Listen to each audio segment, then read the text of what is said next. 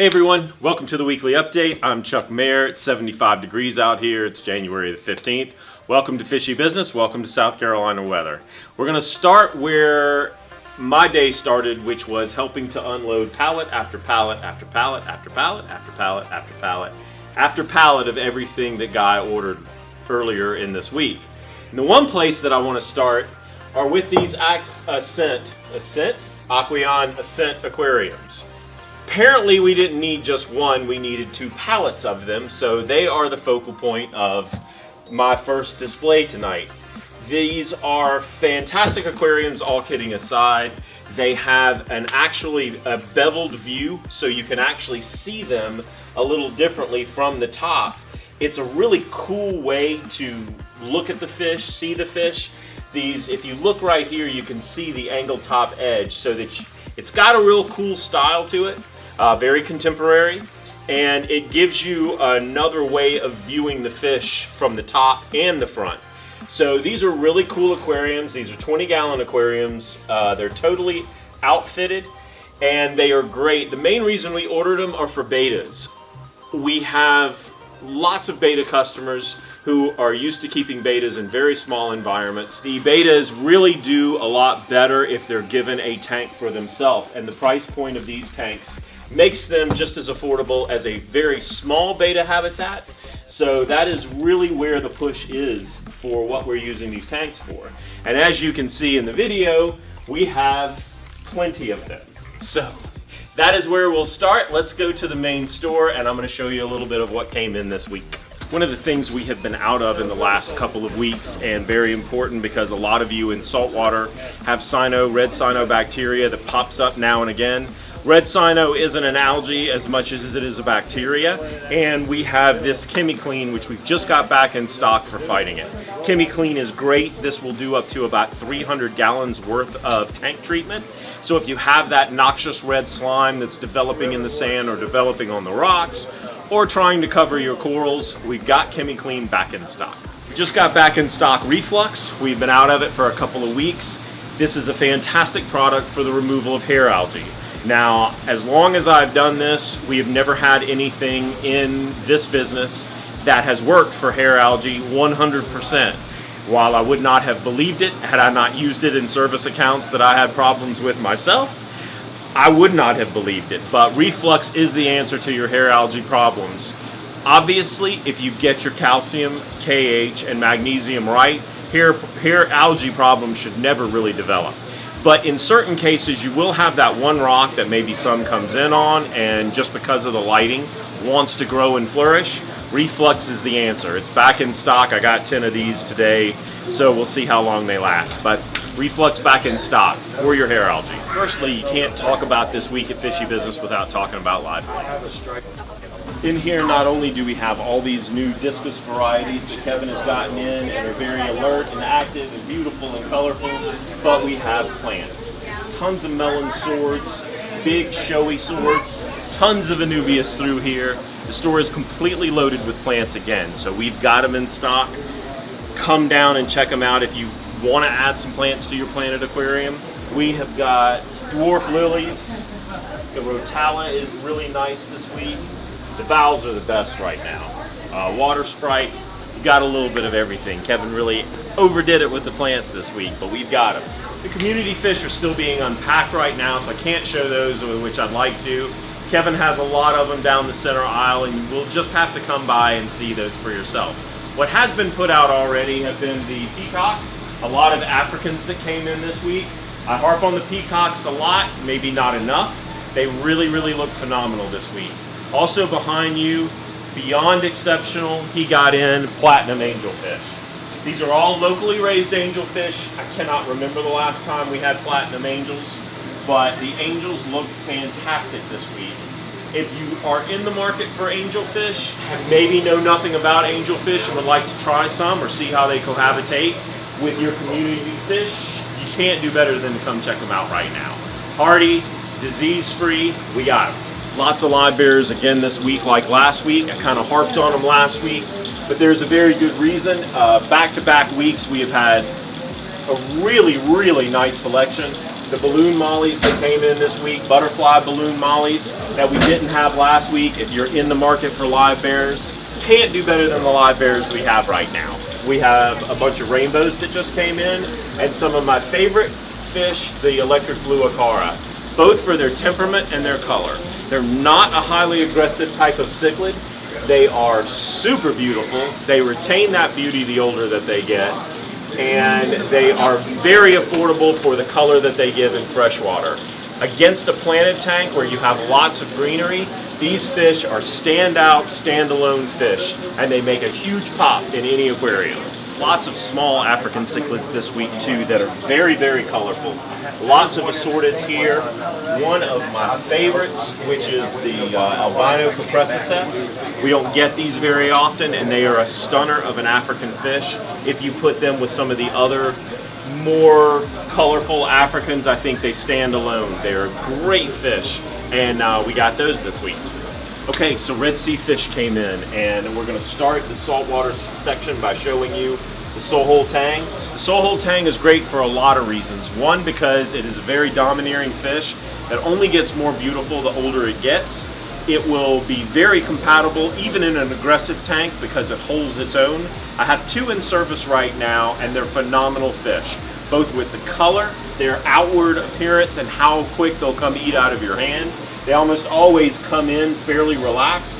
They're a very busy fish, but they hold their own in almost any type of environment, and it is a great, great tang to have. We got in these small yellow chorus wrasses, which are always really interesting in a reef tank. They stay fairly small, spend a lot of time in and out the sand, and hovering around the bottom looking for little sessile invertebrates to eat. The emperor angel that came in this week, the juvenile, absolutely beautiful. We got in a super sharp tamarin wrasse that came in. Lots of color in that fish. Lots of pop and oohs and ahs if you've got a fish-only tank, or a not so dainty reef tank. Works very well. One of the most aggressive fish in all of service is the ungulate trigger, and while I don't usually show him as far as trying to signal him out because he is so aggressive and he does need to be in a tank where he can hold his own, I'm showing this one because it's from the Red Sea, and the colors on this ungulate trigger, unlike a lot of ungulate triggers, are really, really sharp.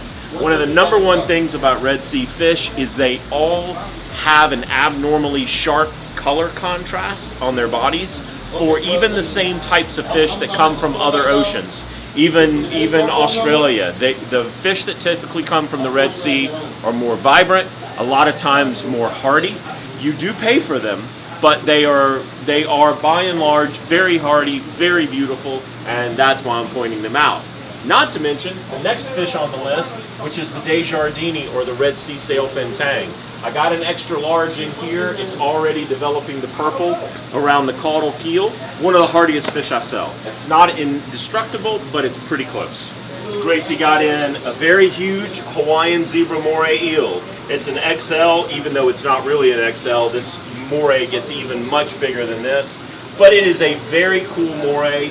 It is very akin to a snowflake as far as its eating behavior.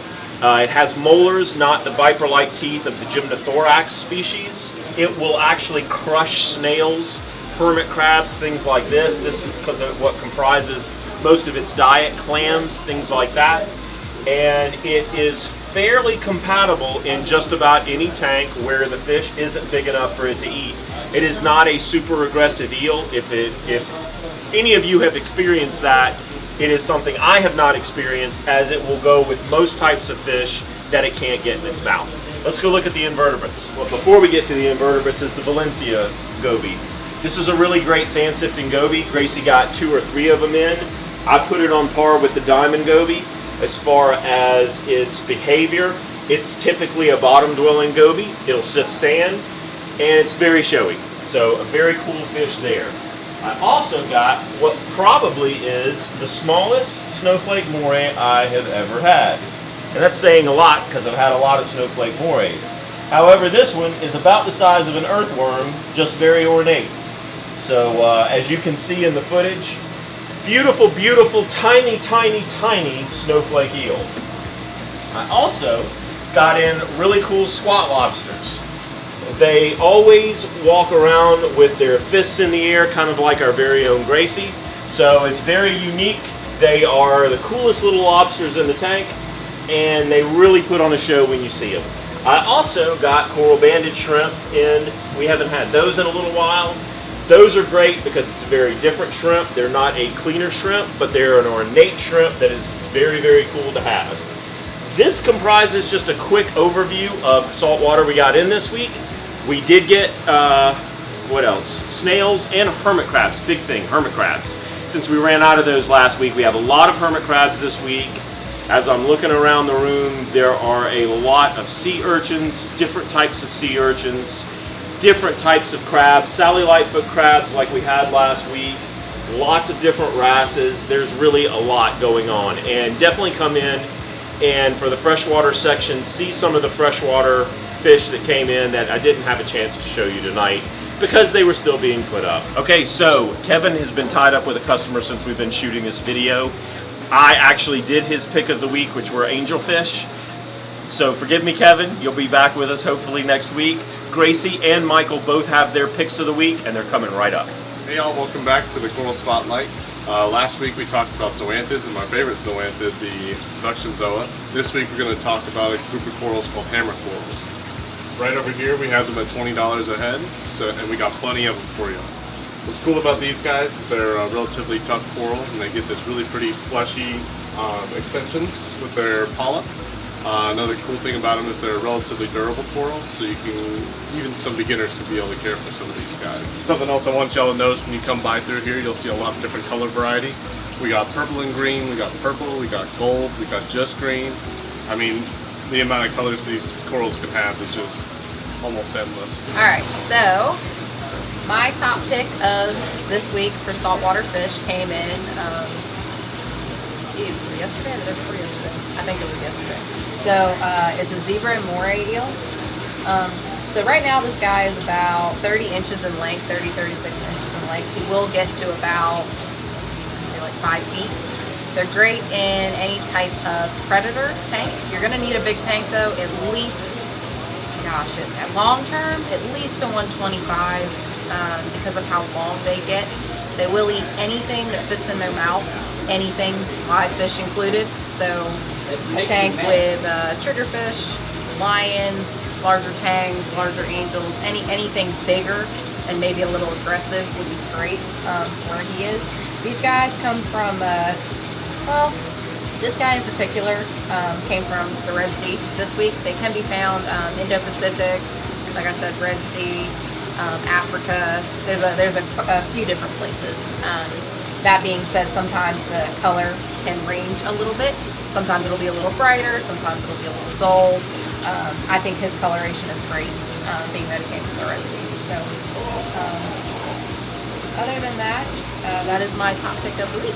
Hey, one last thing I failed to mention because we've been asked about it a lot and we just got them. We got Fishy Business stickers. So if you come in and you're at the register and you want something cool for your car and you want to show your support to Fishy Business, this is the way to do it. So a lot of Fishy Business this week. I hope you're having a great week. You'll get 2 videos this week. Our first of this year's Tank Tips video, which will be the BioCube, how to set it up the Fishy Business way. And we will hopefully be bringing more videos like this to you starting again next week. Have a great week and come see us.